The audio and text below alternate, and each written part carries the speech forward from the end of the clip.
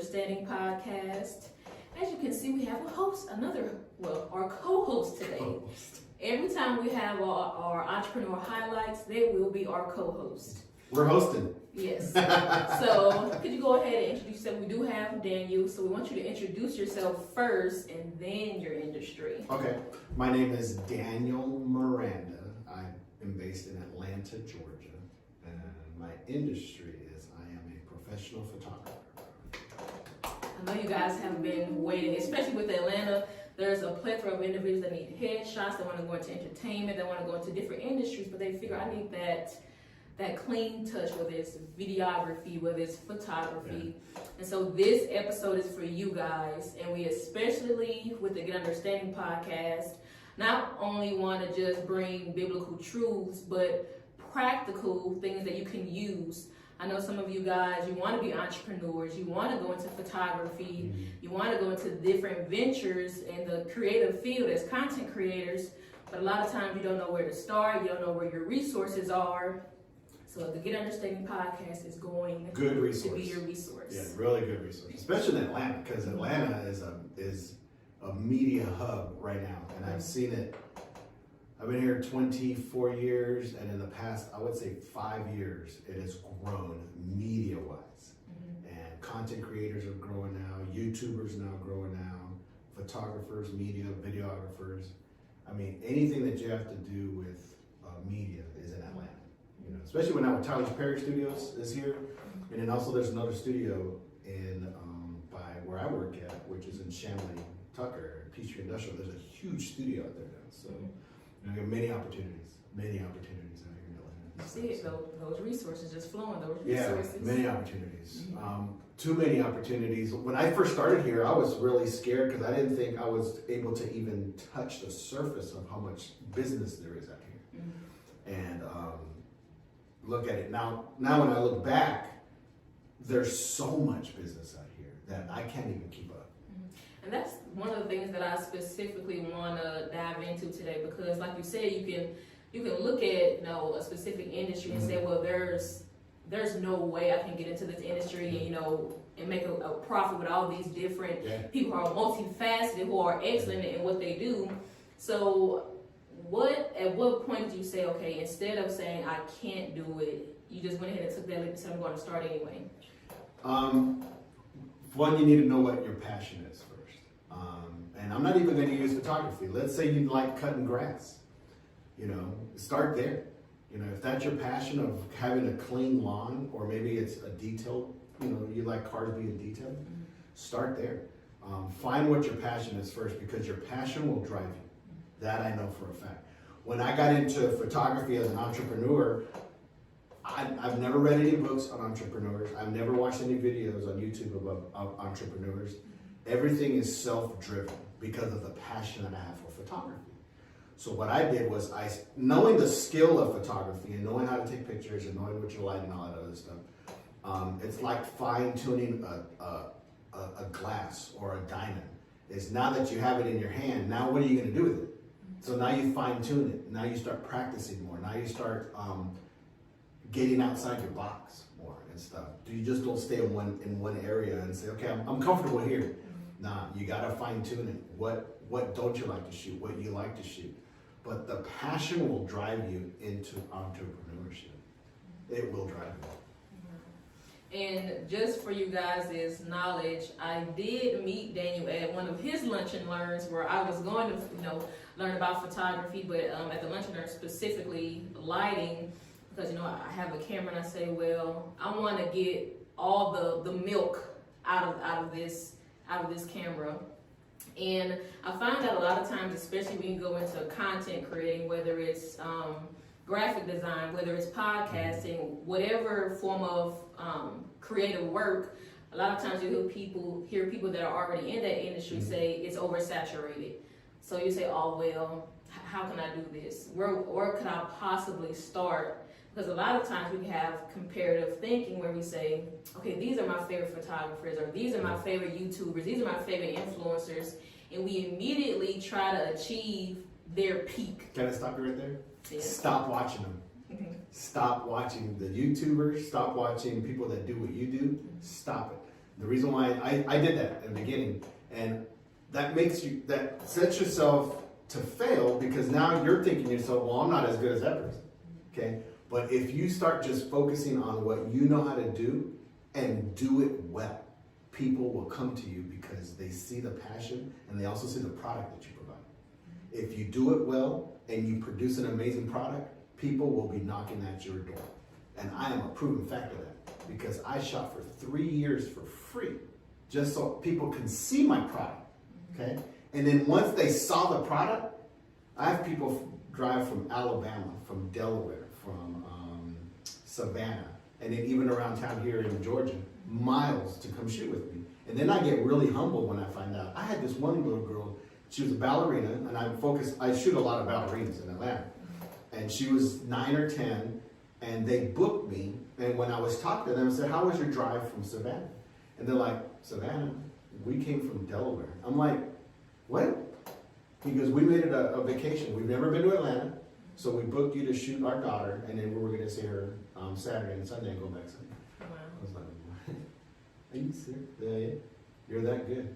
I got people flying in from the DMV, which is Washington, D.C., Maryland. What is that? Is that right? I think those are the spots. Yeah, but it's with, but they drive here to shoot with me, and I'm just like, wow. You could have shot with anybody. Mm-hmm. No, but we want to shoot with you. Why? Because the product is amazing, and then I also believe in the product. Wow. And so that's one of the things I wanted to ask. So what did that journey look like going into entrepreneurship?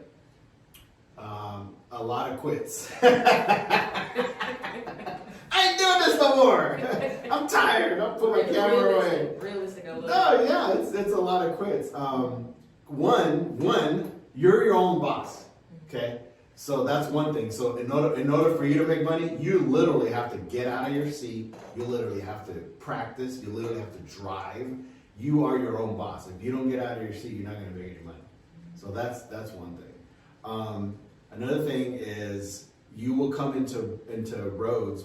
I call them bumps in the road that will humble you. They will humble you. I came to a point in my photography, like I'm not as good as so-and-so. That's why I had to stop watching these people, because I had to hone what I have as my own craft, not as your craft, or not as his craft, or as her craft, but this is my own craft. The other hurdles was a lot of no's. You're gonna get a lot of no's before you get a lot of yeses.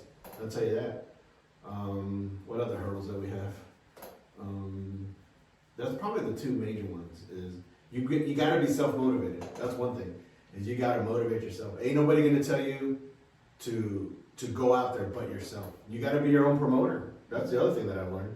There's nobody's gonna promote you but you, because you know yourself. You know what you offer. You know what you offer to the people, and nobody's gonna be able to talk you up but you. How can you ask for the sale if you don't know what you're talking about?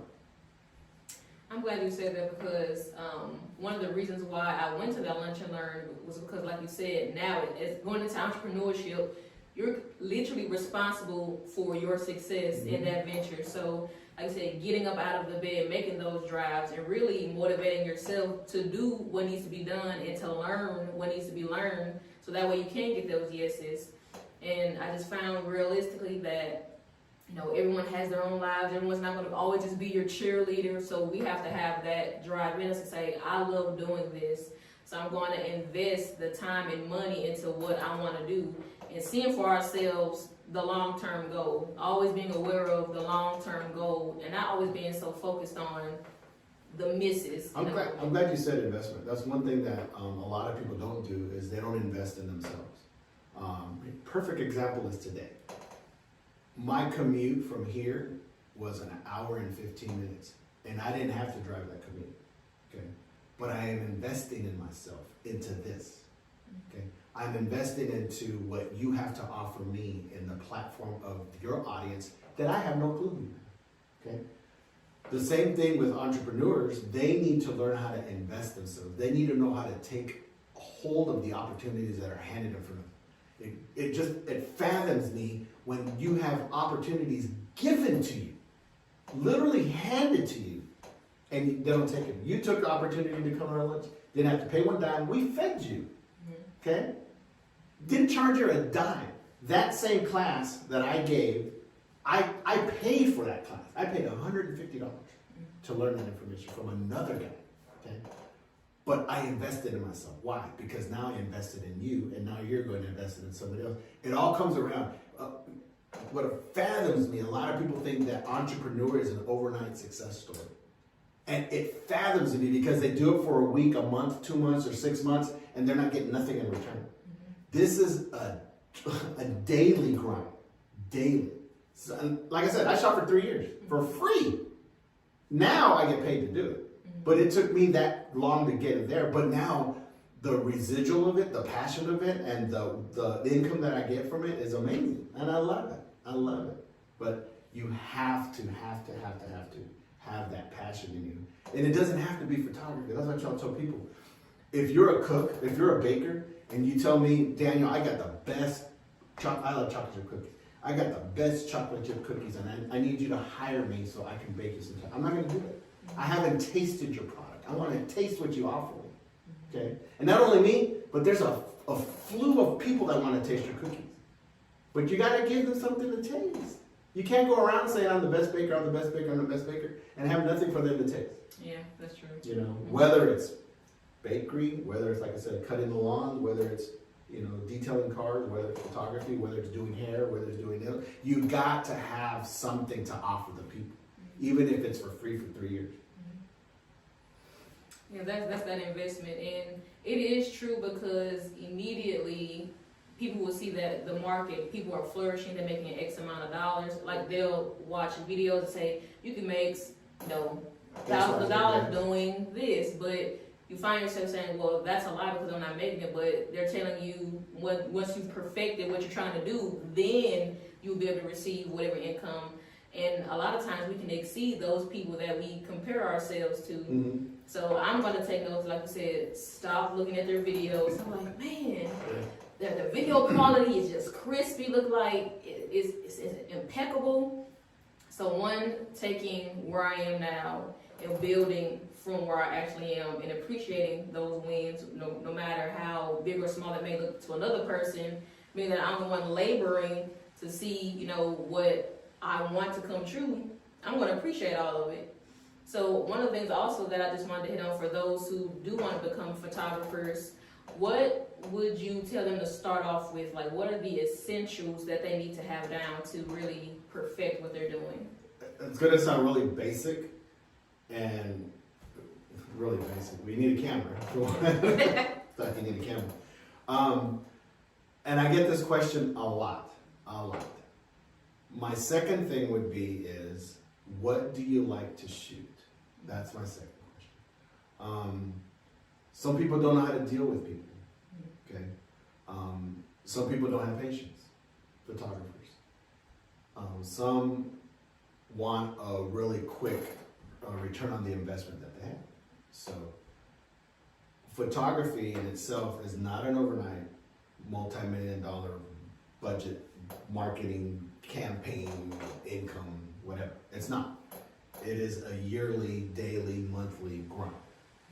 So one, you gotta have a camera. Two, you need to know what your passion is in regards to photography.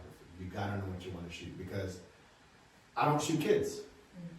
I don't have a passion. I don't have a patience for kids. Okay. The babies I can do. The ones and the twos, those are kind of hard because they're just all over the place and stuff. But you start getting into the 8s, the 9s, and 10s, we can do that stuff. But I don't shoot a lot of babies. I don't shoot landscape. I think it's boring. Okay. But there's other photographers that shoot landscape, and they are amazing photographers. I tried it. It's just not for me. So yeah, camera 1, 2. What do you like to shoot? Once you find those two, everything else will fall in its place, because it'll start directing you to those shoots. For me right now, my big thing is I shoot a lot of ballerinas in Atlanta. That in itself hones me to start studying the craft of just ballerina, not the photography side of it, but just how they dance, how they move, the names of the poses that they have. Not only that, the outfits that they wear. Not only that, the lighting that they need for the outfits that they wear. I mean, I just did a set last weekend for 2 ballerinas. And then I hone my whole photography skills around that. I study them, learn their angles and all that other stuff. And then I start looking at other ballerina photographers, their pictures, you know, trying to get ideas and stuff. So yeah, camera, what do you like to shoot? And then once you find out what you like to shoot, then you hone yourself around that. Because it would be a waste for you, hypothetically, me saying, you know, I'm going to shoot ballerinas, but I shoot a lot of cars all the time. So by the time I get to the ballerinas, I don't know what I'm doing because I've stuck so much time on the cars, you know, which I like shooting cars.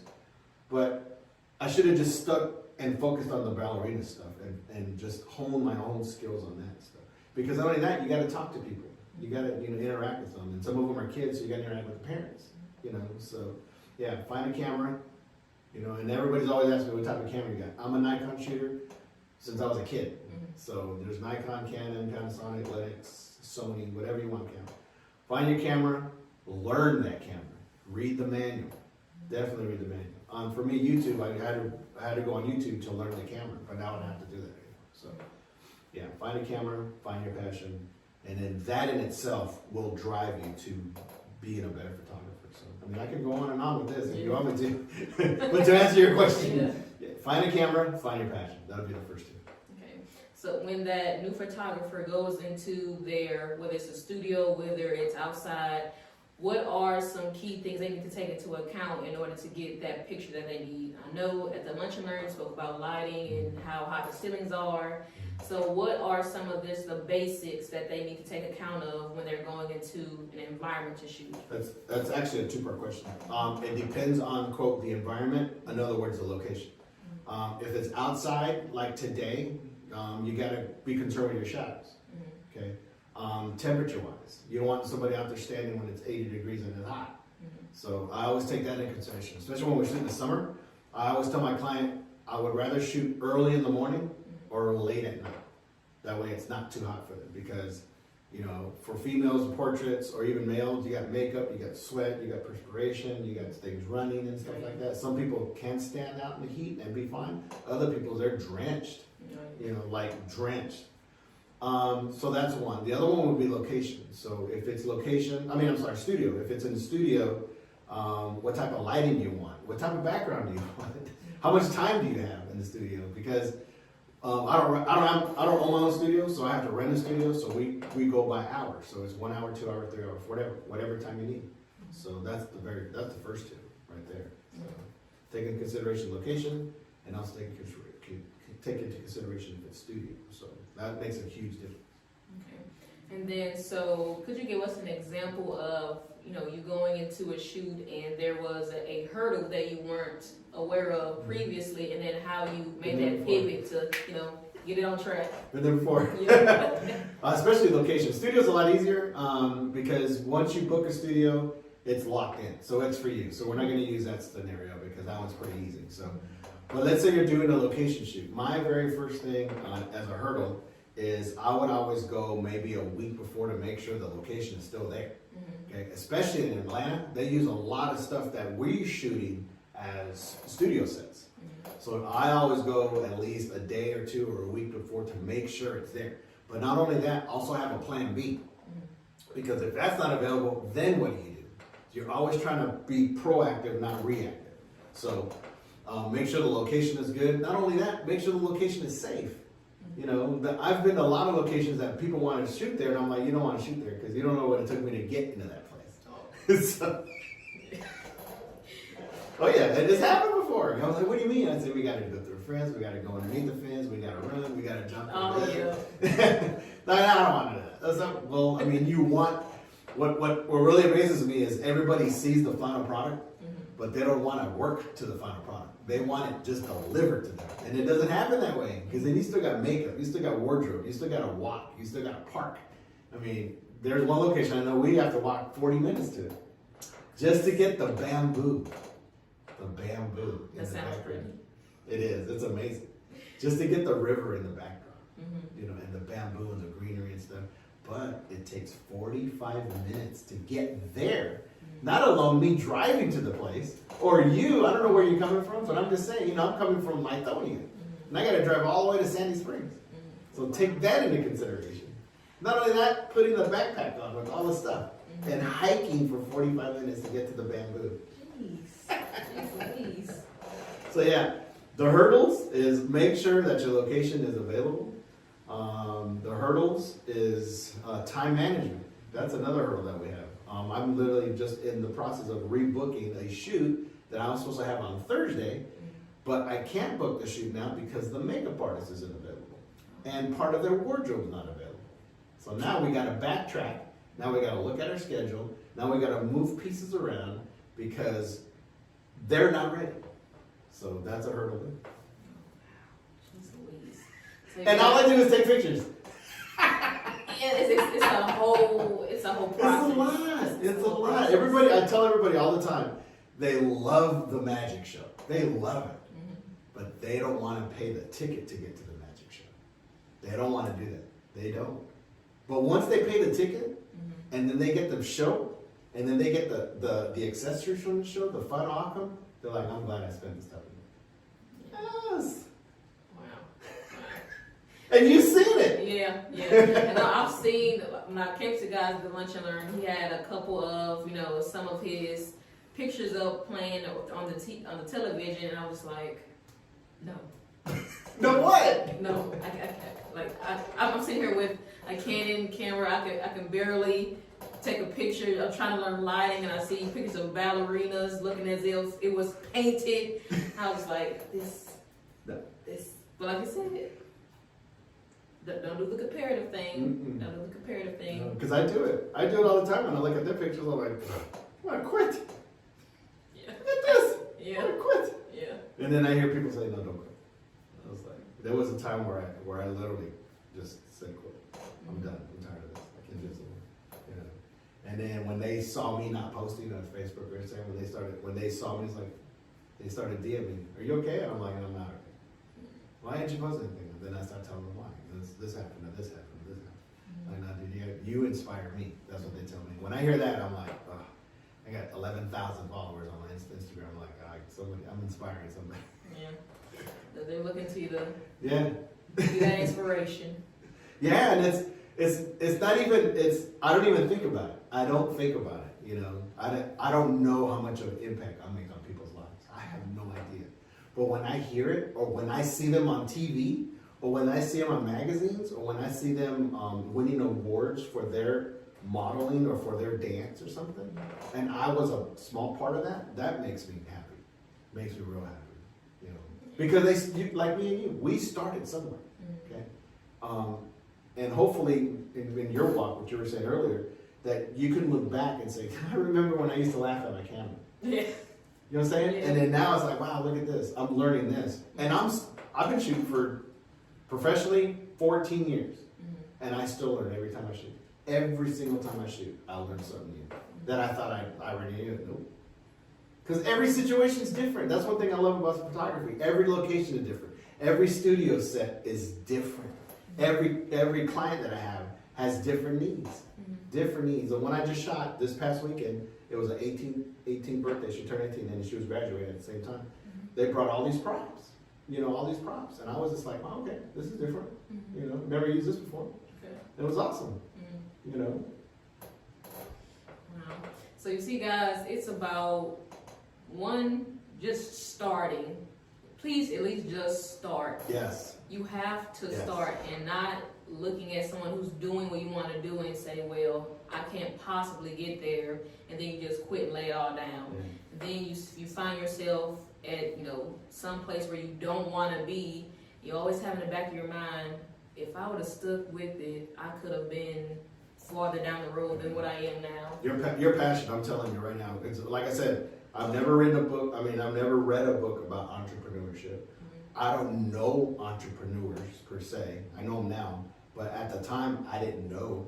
I was pretty much thrown into this, and you're going to hear a lot of photographers say that. How did you start photography? I was thrown into it. I know photography. I used to sell State Farm insurance, or I used to be a service writer, or I used to, work for AT&T, but I did photography on the side. And I just got thrown into it, and that's what happened to me. I lost my job of 17 years, even though I was shooting on the weekends, and I reestablished a base, a website, gear, everything. So I would I would work Monday to Friday, and then I would shoot on the weekend. So I've already established something, but when I lost my job, I was like, wow, what do I do now? And my wife, I was on the couch crying, literally crying for 3 days, going, well, Lord, what do I do now? And Telly Brown, shout out to Telly Brown. I never met the guy, called me on Facebook, and my phone's ringing. You can call people on Facebook, right? And it's ringing, and it says Telly Brown. And so I picked up, I was, hey, Telly, what's going on? He goes, man, I just wanted to encourage you. I'm looking at your work right now, and I just felt to call you to let you know, keep up your good work. I said, dude, you don't even know how much this phone call is. And what's going on? I said, dude, I just lost my job like 3 days ago. He goes, so why don't you do this full time? I said, I don't know what to do. I don't know how do I start? He tells me what I'm telling you now. Your passion will drive you. Watch, your passion will drive you. And he was right. My passion drove me to, and I tell people all the time, I don't shoot for me. I shoot for you. I want you to have something in your hand that makes you say, wow. I want you to have something in your hand that you can print, put it on your desk, and when somebody walks in going, man, that's a beautiful picture. Who took that picture? That's my photographer. That's how I get paid. Is seeing those people saying, wow, that's amazing. Look at this picture of my dad or my mom or my parents or my family picture, whatever. I mean, I shoot everything. But because Telly called me and said, hey, you're an amazing photographer. And now Telly is a professional photographer. This is what he does full time. Okay. So I did it for a year. And I loved it. But it's, like I said, with finances, like money, an entrepreneur, some days are great days, some weeks are good weeks, some months are great months, some are not. And I'm still trying. I could probably right now quit my job. I'm working now. I would probably quit my job and do it again full time.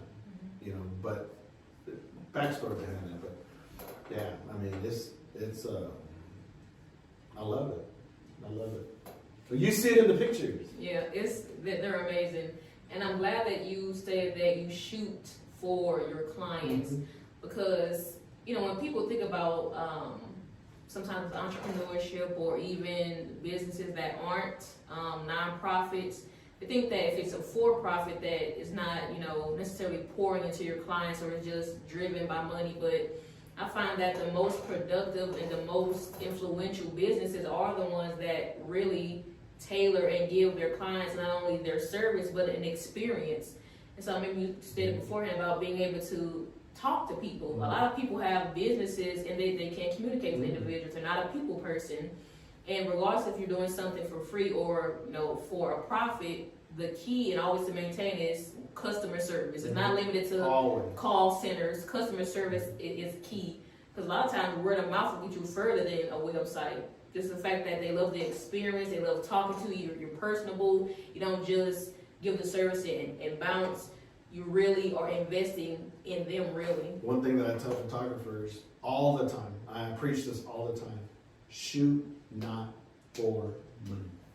I tell them all the time, don't do it. Because if you go in there with that mentality, there's no passion in it. Your priority should be to produce an amazing product, period. Because that amazing product will run off into your client. That client will happily pay you for it. Happily pay you for it. And to this day, I don't shoot for money. I get paid to shoot, but that's not my main thing when I'm driving to the shoot is, I'm going to make $500 or I'm going to make $1,100. Nope. The very first thing is I want to make sure my client is happy.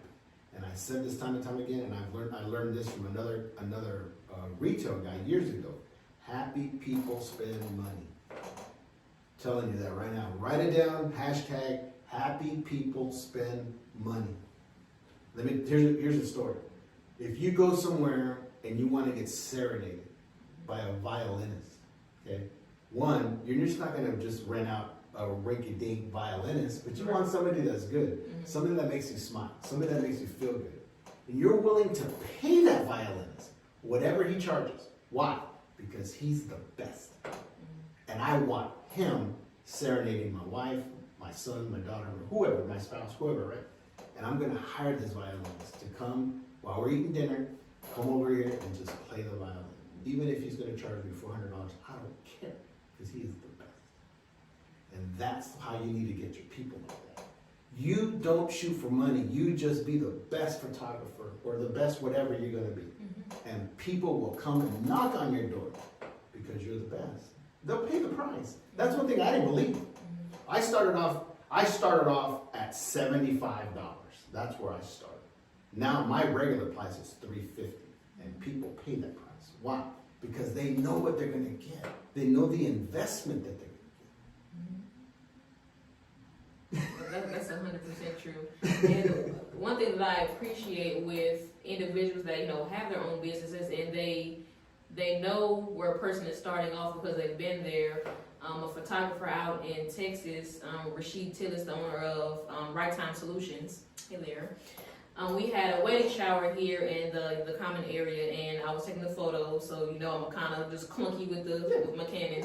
And he took the time to just pull me aside and like coach me through it and say, okay, well, you have to give them confidence. They don't know what to do unless you instruct them. So one, getting me mentally programmed and say, okay, well, I have to lead them and I have to be confident first in order for them to be confident in what I'm doing and not just stand there just to shoot the click and get it over with. So really being able to invest and appreciate what's going on and really want them to have that best outcome of that picture. So when I meet other entrepreneurs in whatever industry that they're in, I just appreciate the fact that they will sit there and do those small coachings, being selfless because they're all what they call gatekeepers, where people will not invest anything that they know. They'll just hoard it all to themselves, and that's that. That's one thing that I do appreciate, and I did appreciate it at the Lunch and Learn. You guys, he was awesome after the Lunch and Learn answered questions. I was asking me like, what can I get on Amazon? Do you have an Amazon shop list? It was great. Oh, I also got to do that. Yeah. I've never had that question before asked before. They're like, what gear you got? Make that. I was like, wow, I never even thought about that. For now, see, I got something to do now. That's great. And be an affiliate partner too. One thing that you said that's really important is you gotta be teachable, and that's what happens to a lot of people is they think they know it all, especially in their passion. But sometimes you got to sit back and listen. You're telling me a story that happened to you. Can you imagine if I don't want to hear from you. I know what I'm doing. I don't need you. You know what I'm saying? A lot of closed doors. Yes. Now you have the opportunity when you're somewhere else out shooting whatever and stuff, and you see somebody struggling with their camera. You have the opportunity to say, hey, look, a friend of mine taught me this. Let me show you something. You got to be teachable. Got to be teachable. Here's another one. There was a guy in the class. Okay, nobody knows this. This is exposure. There was a guy in the class. His girlfriend is a model. Okay, and she told me, "Hey, my boyfriend wants to be a photographer, and he's going to get a camera." She did not ask me. I said, "I'll help him learn whatever he needs to do." I gave him a lot of stuff. Why? Because I want him to be a blessing to somebody else. That's where it starts. It starts by you being teachable. It starts by you saying, you know what, this is what I know. Like I said, I'm only going to teach you what I know. Okay? But what I'm going to give you, a lot of people don't know. And I gave him a lot of stuff. Why? That's why he came to the class, because I invested in him. Now that class is going to be an investment to somebody else. But if you're a gatekeeper, you're not going to be able to do none of that stuff. You're hoarding it all for yourself. Why? There is so much business in Atlanta. I didn't think I could scrape it. I had no idea. Because I'm like that person. I won't be able to make an impact. I won't be able to touch the surface. Man, I'm still scraping the surface because I'm so busy. Wow. I had a lady just yesterday. I know this is a stupid question, but can you shoot my daughter's pictures on such and such a day? I said, no. You didn't book me 3-4 months in advance. Come on, y'all. Come on. Endurance. That's what it takes, endurance, you guys. Now listen, I couldn't say that 7-8 years ago. Couldn't say that. I'm open. Send a deposit or whatever and stuff. Now, I can't do it. Trust the process, you guys. Trust the process. It will come. I'm telling you, if you give up, you'll never know. You'll never know. And that's one thing that a lot of entrepreneurs do, is they give up right when it's about to be a breakthrough. And that's the worst time to give up. Because you don't know. You don't know. But if you keep grinding and pushing and knocking on the doors and getting up and doing your passion, I guarantee you somebody's gonna notice it. And I guarantee you somebody will pay you for it. And when they first paid me, I'm like, you want to pay me for this? Really? Like, yeah, I want to pay you for 2 pictures of I remember that. Or me and my husband. I was like, okay. Wow, man. And so before we close out, can you give We gotta close? Sorry, guys. But yes. I told her I could talk all day. It's really great. So, I mean, if any point you do have free time, because, guys, it was still hard to go back and forth on when it's a good time for him. Call me, DM me, email me. I am open. Yes. Like I told my wife, my phone is my office. It's always on me. Always on me. So can you give them the name of your business and how they can locate you? So the name of the business is DVM Productions, and then underneath that is Daniel M Photography, because we also do videography and also photography. You can find me on the website. It's www.thedvmp.com. That's David Victor Mary Paul.com. On Facebook and Instagram is DVM Productions 2996. I don't put too much on TikTok. That's enough there. The best way, email is daniel.miranda298@gmail.com. My phone number is 678-735-0977. Again, it's on me all the time. Those are all the contacts. I don't know what else to give you. So. I might give you my address, but I can't do that. Yeah, please. They'll be knocking your door. Can you shoot me? I have my props. So, you guys, I'll also put all of his information in the description as well. I thank you guys so much for tuning in. Thank you so much. You're more than welcome. You need this platform. You need this platform right here. It's all for you guys. Yeah, you need this platform. Yes. No, but let me say something. Thank you. When I didn't know this, she invited me. I didn't know she had a podcast. Like I tell everybody, you don't know your audience. You don't know whose car you're cleaning. You don't know who you're baking for. You don't know whose grass you're cutting. You don't know who you're shooting. I have no idea who my audience is. So I didn't know she had this platform. And when she said, I would love to have you, I said, I would love to be there.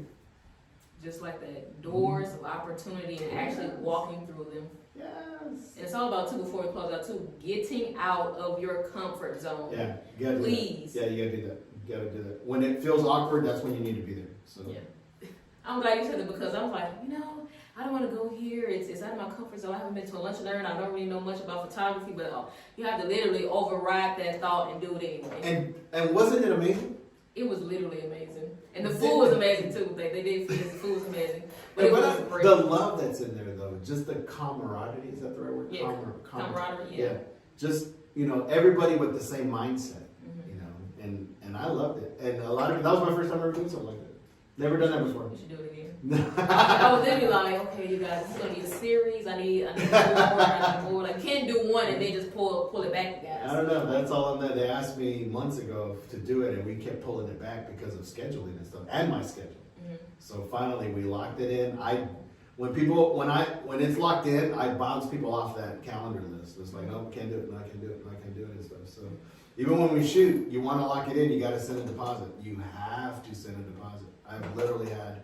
Not a few, but they were like, oh, we're still on for next week. I said, never got a deposit. Never got a deposit. I'm glad you said that. Oh, I thought I sent it. Never got a deposit. You didn't say it. You saw your bank account. You didn't say it. It's not, a lot of these like Cash App. No, I didn't see it on here. So, Man. You guys, I'm going to put all of his information in the description box. Whenever he has another lunch and learn, I'll let you know, because I'll be there. I thank you for being there. And thank you for this opportunity. You're more than welcome. Stay tuned, you guys.